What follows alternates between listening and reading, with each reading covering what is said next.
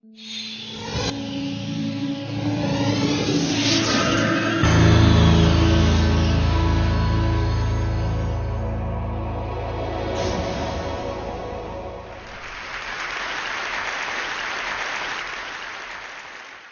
morning.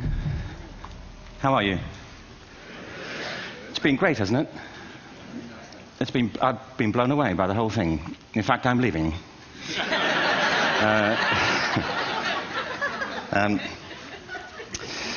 There have been three themes, haven't there, running through the conference, which are relevant to what I want to talk about. One is the extraordinary evidence of human creativity in all of the presentations that we've had and in all the people here.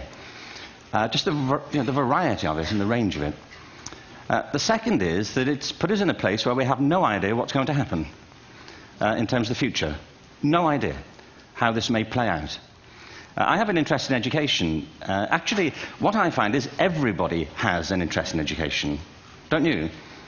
I find this very interesting. If you're at a dinner party and you say you work in education, actually, you're not often at dinner parties, frankly. If you work in education, you're not asked, you know, and you're never asked back, curiously. That's I think it strikes me. But if you are, and you say to somebody, they say, "What do you do?" and you say, "You work in education," you can see the blood run from their face. They think, "Oh my God, you know, why me?" It's my one night out all week. But if you ask people about their education, they pin you to the wall. Because it's one of those things that goes deep with people. Am I right? Like religion and money and other things. So I have a big interest in education, and I think we all do. We have a huge vested interest in it, partly because it's education that's meant to take us into this future that we can't grasp. If you think of it, children starting school this year will be retiring in 2065. Nobody has a clue, despite all the expertise that's been on parade for the past 4 days, what the world will look like in 5 years' time. And yet we're meant to be educating them for it. So the unpredictability, I think, is extraordinary. And the third part of this is that we've all agreed, nonetheless, on the really extraordinary capacities that children have, their capacities for innovation. I mean, Serena last night was a marvel, wasn't she? Just seeing what she could do. And she's exceptional, but I think she's not, so to speak, exceptional in the whole of childhood. What you have there is a person of extraordinary dedication who found a talent. And my contention is all kids have tremendous talents, and we squander them pretty ruthlessly. So I want to talk about education, and I want to talk about creativity. My contention is that creativity now is as important in education as literacy, and we should treat it with the same status. Thank you.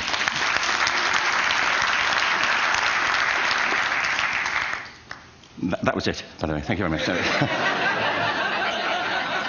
So, 15 minutes left.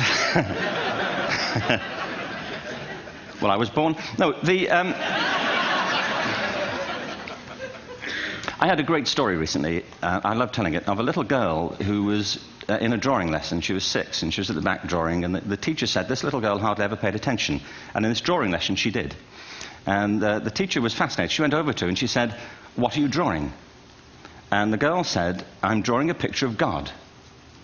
And the teacher said, "But nobody knows what God looks like." And the girl said, "They will in a minute."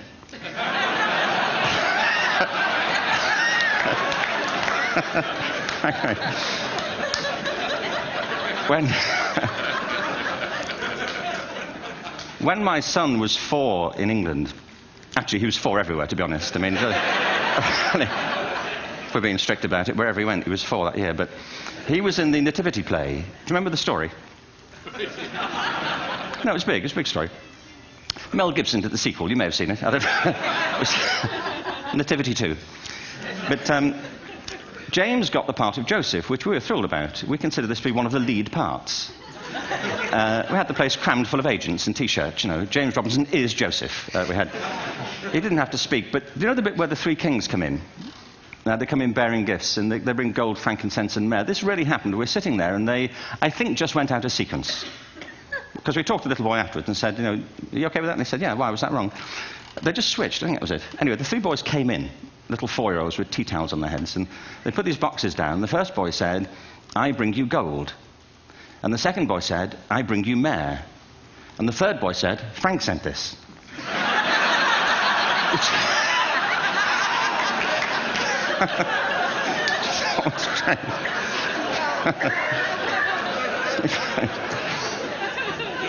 What these things have in common, you see, is that kids will take a chance. If they don't know, they'll have a go. Am I right? They're not frightened of being wrong. Now, I don't mean to say that being wrong is the same thing as being creative. What we do know is, if you're not prepared to be wrong, you will never come up with anything original. If you're not prepared to be wrong. And by the time they get to be adults, most kids have lost that capacity. They have become frightened of being wrong. And we run our companies this, by the way. We stigmatize mistakes. And we're now running national education systems where mistakes are the worst thing you can make. And the result is that we are educating people out of their creative capacities. Picasso once said this. He said that all children are born artists. The problem is to remain an artist as we grow up. I believe this passionately, that we don't grow into creativity, we grow out of it. Or rather, we get educated out of it. So why is this? I lived in Stratford-on-Avon until about 5 years ago. In fact, we moved from Stratford to Los Angeles. So you can imagine what a seamless transition, this was from LA. Actually, we lived in a place called Snitterfield, just outside Stratford, which is where Shakespeare's father was born. Are you struck by a new thought? I was. You don't think of Shakespeare having a father, do you? Do you? Because you don't think of Shakespeare being a child. Do you? Shakespeare being 7. I never thought of it. I mean, he was 7 at some point. He was in somebody's English class, wasn't he? Do you understand? Really? How annoying would that be?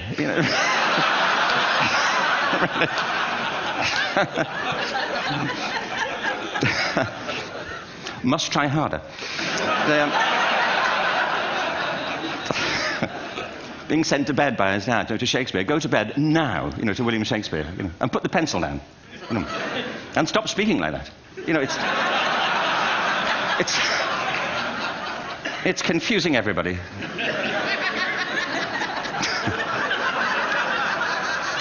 Anyway, we moved from Stratford to Los Angeles, and I just want to say a word about the transition. Actually, my son didn't want to come. I've got 2 kids. He's 21 now, and my daughter's 16. He didn't want to come to Los Angeles. He loved it, but he had a girlfriend in England. This was the love of his life, Sarah. He'd known her for a month. Mind you, they'd had their 4th anniversary, by then, because it's a long time when you're 16. Anyway, he was really upset on the plane. He said, "I'll never find another girl like Sarah." And we were rather pleased about that, frankly, because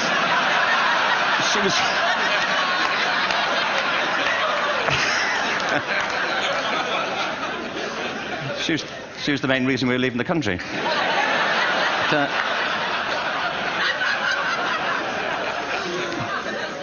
But something strikes you when you move to America and when you travel around the world. Every education system on Earth has the same hierarchy of subjects. Everyone, doesn't matter where you go. You think it would be otherwise, but it isn't. At the top are mathematics and languages, then the humanities, and at the bottom are the arts, everywhere on Earth. And in pretty much every system, too, there's a hierarchy within the arts. Art and music are normally given a higher status in schools than drama and dance. There isn't an education system on the planet that teaches dance every day to children the way we teach them mathematics. Why? Why not? I think this is rather important. I think maths is very important, but so is dance. Children dance all the time if they're allowed to. We all do. We all have bodies, don't we? Did I miss a meeting? I think... Truthfully, what happens is, as children grow up, we start to educate them progressively from the waist up. And then we focus on their heads, and slightly to one side. If you were to visit education as an alien and say, what's it for, public education, I think you'd have to conclude, if you look at the output, who really succeeds by this, who does everything they should, who gets all the brownie points, who are the winners, I think you'd have to conclude the whole purpose of public education throughout the world is to produce university professors. Isn't it? They're the people who come out the top. And I used to be one. So there. And I like university professors, but, you know, we shouldn't hold them up as the high watermark of all human achievement. They're just a form of life. You know, another form of life. But they're rather curious, and I say this out of affection for them. There's something curious about professors. In my experience, not all of them, but typically, they live in their heads. They live up there, and slightly to one side. They're disembodied, you know, in a kind of literal way. You know, they look upon their body as a form of transport for their heads. You know, it's... Don't they? It's a way of getting their head to meetings.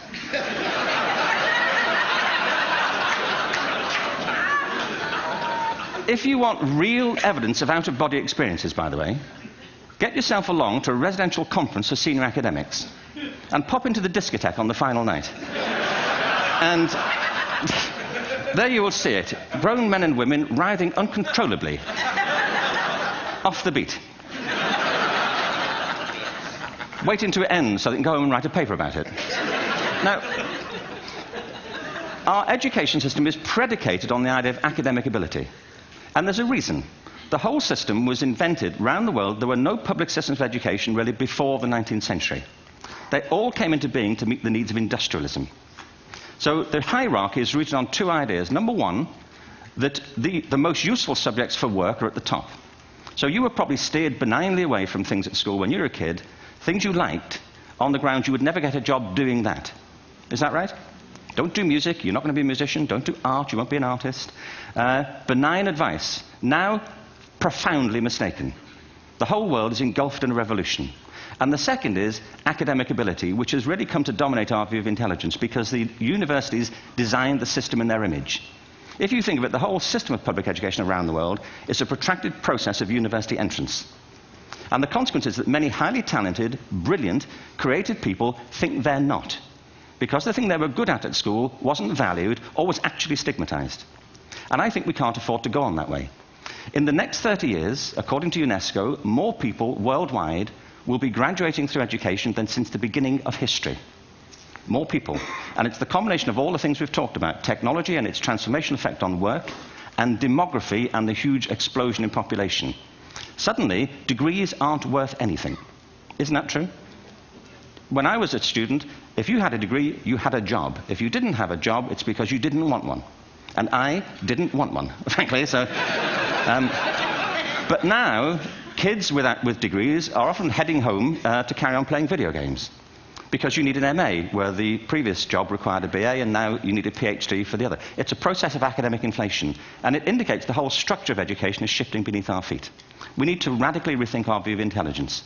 We know three things about intelligence. One, it's diverse. We think about the world in all the ways that we experience it. We think visually, we think in sound, we think kinesthetically, we think in abstract terms, we think in movement. Secondly, intelligence is dynamic. If you look at the interactions of a human brain, as we heard yesterday from a number of presentations, intelligence is wonderfully interactive. The brain isn't divided into compartments. In fact, creativity, which I define as the process of having original ideas that have value, more often than not, comes about through the interaction of different disciplinary ways of seeing things. The brain is intentionally... By the way, there's a shaft of nerves that joins the two halves of the brain called the corpus callosum. It's thicker in women. Following on from Helen yesterday, I think this is probably why women are better at multitasking. Because you are, aren't you? There's a raft of research, but I know it from my personal life. If my wife is cooking a meal at home, which is not often, thankfully, but, you know, if she's doing... No, she's good at some things. But if she's cooking, you know, she's dealing with people on the phone, she's talking to the kids, she's painting the ceiling, you know, she's doing open heart surgery over here. If I'm cooking, the door is shut, the kids are out, the phone's on the hook. If she comes in, I get annoyed. I say, Terry, please, I'm trying to fry an egg in here. You know,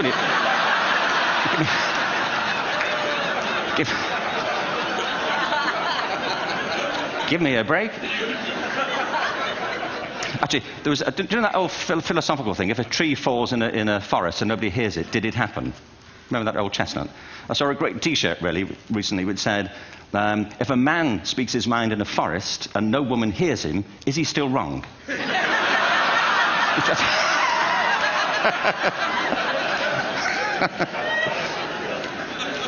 And the third thing about intelligence is it's distinct. I'm doing a new book at the moment called Epiphany, which is based on a series of interviews with people about how they discovered their talent. I'm fascinated by how people got to be there. It's really prompted by a conversation I had with a wonderful woman who most people have never heard of. She's called Gillian Lynn. Have you heard of her? Some have.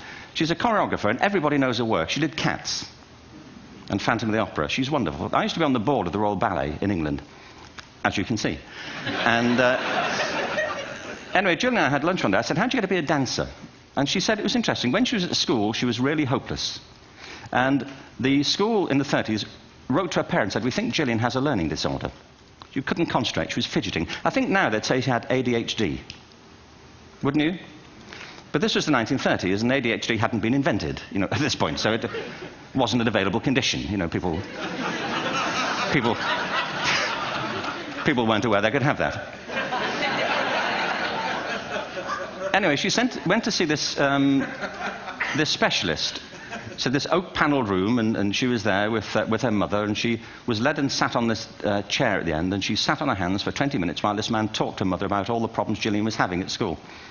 And at the end of it, because she was disturbing people, her homework was always late and so on, little kid of 8, in the end, the doctor went and sat next to Gillian and said, Gillian, I've listened to all these things that your mother's told me. I need to speak to her privately. So he said, wait here, we'll be back. We won't be very long. And they went and left her.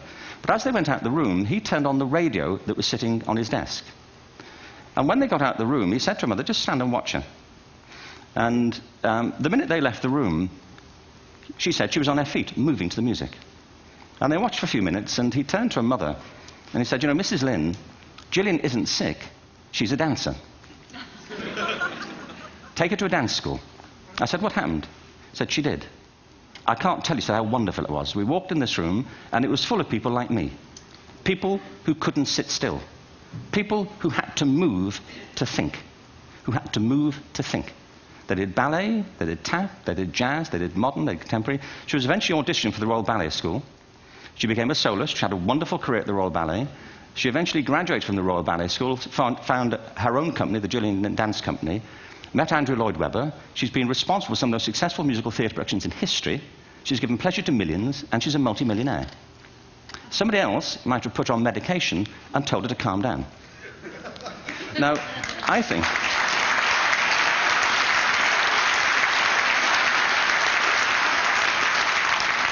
What I think it comes to is this. Al Gore spoke the other night about ecology and the revolution that was triggered by Rachel Carson.